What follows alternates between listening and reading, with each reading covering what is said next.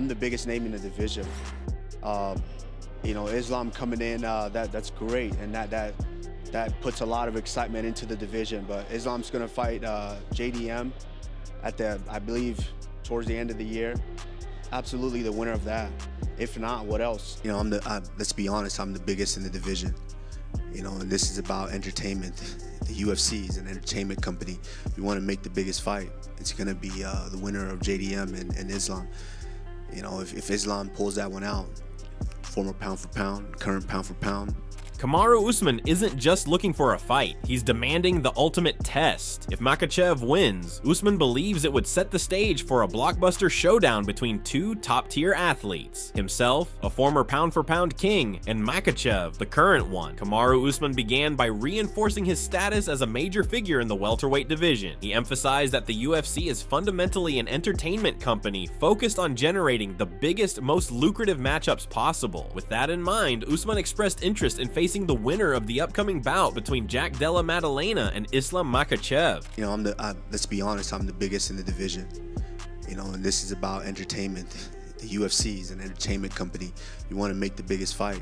It's going to be the winner of JDM and Islam. You know, if Islam pulls that one out, former pound for pound, current pound for pound. Reflecting on his move to middleweight to face Khamzat Chimaev, Usman revealed that the fight was more of a favor to the UFC than a personal goal. He stepped in when no one else would, showcasing his loyalty and adaptability. Although Chimaev's toughness impressed him, Usman noted that with proper preparation and time to adjust to the new weight class, the outcome might have been different. This experience reinforced Usman's current mission. He's only interested in title fights, particularly back at welterweight, where he feels he belongs. I mean, it only makes sense to fight for that title. If it wasn't for that title, obviously I always wanted Khamzat while he was lurking around the welterweight division, but that fight only made sense to step in and like I said, I love this company, and I wanted to help out, so I stepped in. Of course, no one was willing to step in and take that fight then, so I stepped in and helped out.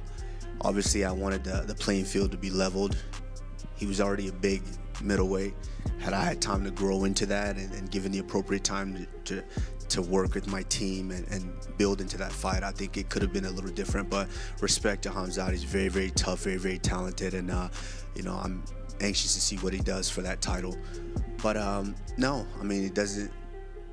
If it's not for the title, what's the point? Furthermore, Usman then turned his attention to Jack Della Maddalena, praising his impressive skills and warning fans not to underestimate him. At the same time, he acknowledged the arrival of Islam Makhachev at welterweight as a dynamic game changer. He made it clear, if Makhachev claims the belt, that's the fight Usman wants next. This isn't just about titles, it's about legacy, dominance, and creating an unforgettable clash between two elite names in the sport. I mean, it only makes sense to fight for that title. If it wasn't for that title, obviously I always wanted Khamzat while he was lurking around the welterweight division, but that fight only made sense to step in and like I said, I love this company, and I wanted to help out, so I stepped in. Of course, no one was willing to step in and take that fight then, so I stepped in and helped out.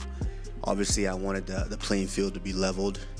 He was already a big middleweight. Had I had time to grow into that and given the appropriate time to work with my team and build into that fight, I think it could have been a little different. But respect to Khamzat, he's very, very tough, very, very talented, and you know, I'm anxious to see what he does for that title. But no, I mean, it doesn't.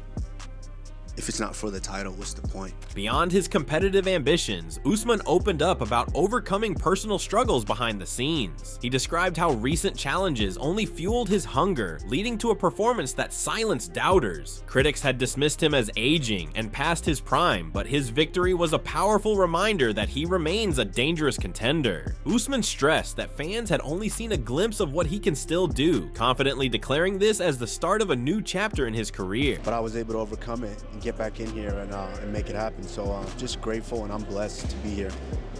I think that was one of my favorite parts tonight was the fact that you finally said, you know what, I'm tired of hearing people disrespect me. I'm tired of hearing people say, you know, my knees and this and that. And you actually kind of let loose.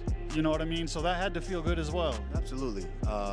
You know, just because they watch a couple, I fell short a couple times and kind of get disrespectful. Oh, he's old, he can't do this, he can't do that. Shut up.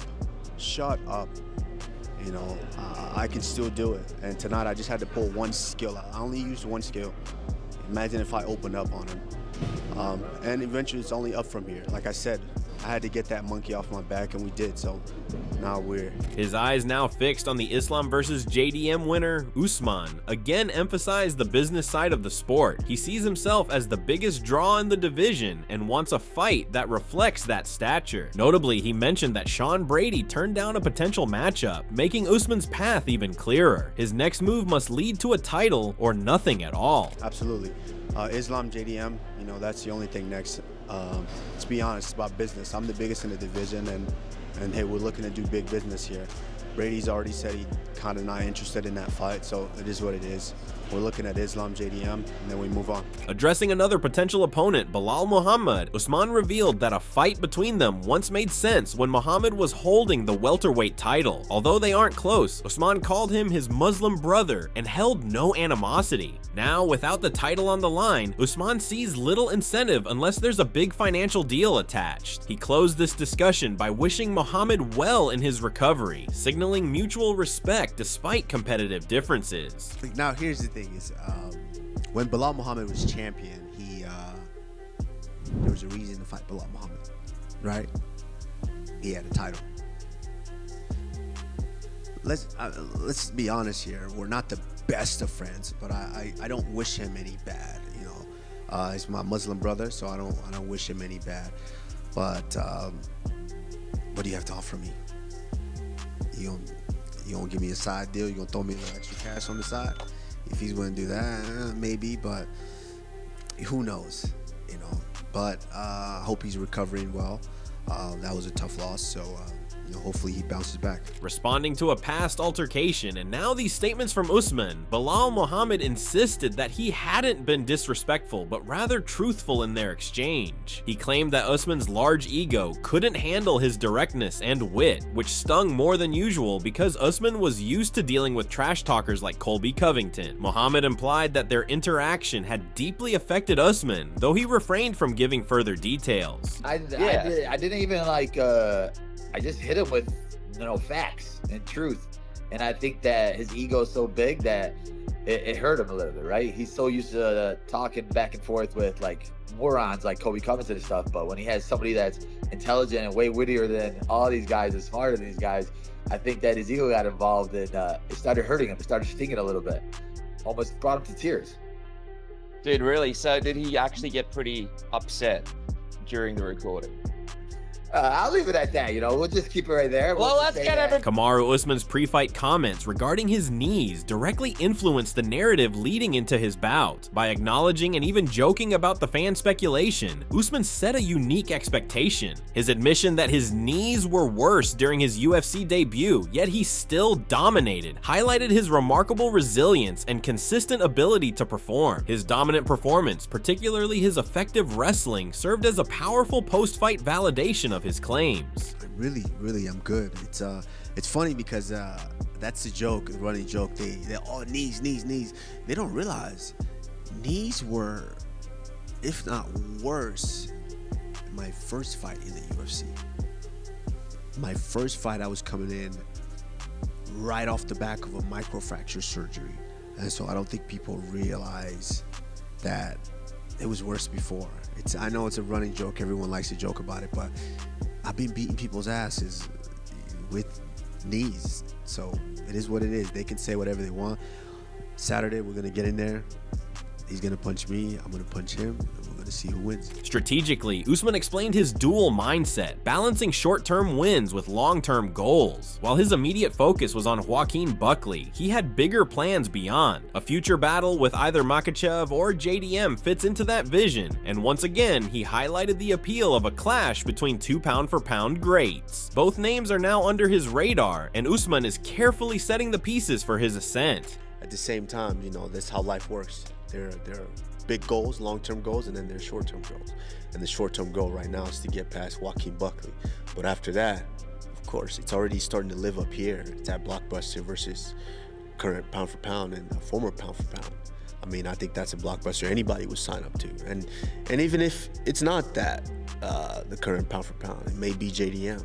You know, right now he's making big waves with that spectacular performance. So these are guys that I've seen, I've observed, and of course I keep my eye on for my peripherals. But right now, Joaquin Buckley is in the near side. UFC President Dana White also added weight to Usman's ambitions by declaring him the greatest welterweight of all time. Despite any personal opinions, White insisted that this was a widely accepted truth. His endorsement served as a reminder of Usman's elite legacy and the respect he commands within the sport, even from those who may not always be on his side. So when you talk about a Kamaru Usman, who went through him twice, you might not like Kamaru. You might not like whatever it is you don't like about him, but you cannot deny that he's the greatest welterweight of all time. Ooh, you put you. Can't deny it. It's gonna start some. Can't deny it.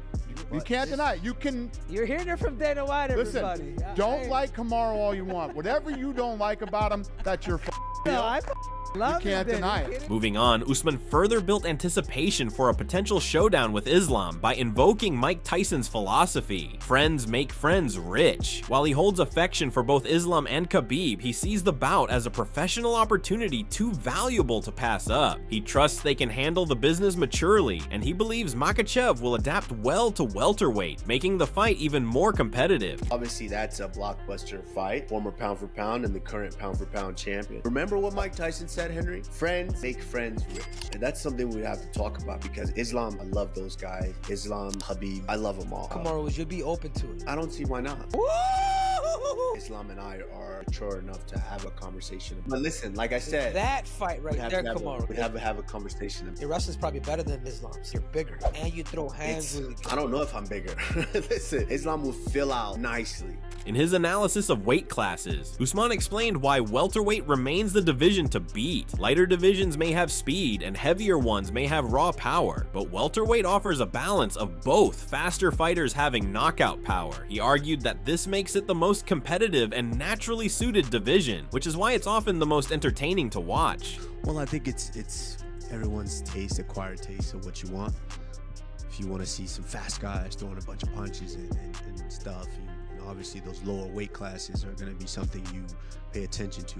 If you want to see, not necessarily as fast of guys, but when they touch you with a shot and you go to sleep, yeah, those upper weights are what you're going to kind of be wanting to pay attention to. But welterweight is kind of the cream of the crop because we all know genetically most men are in that weight category.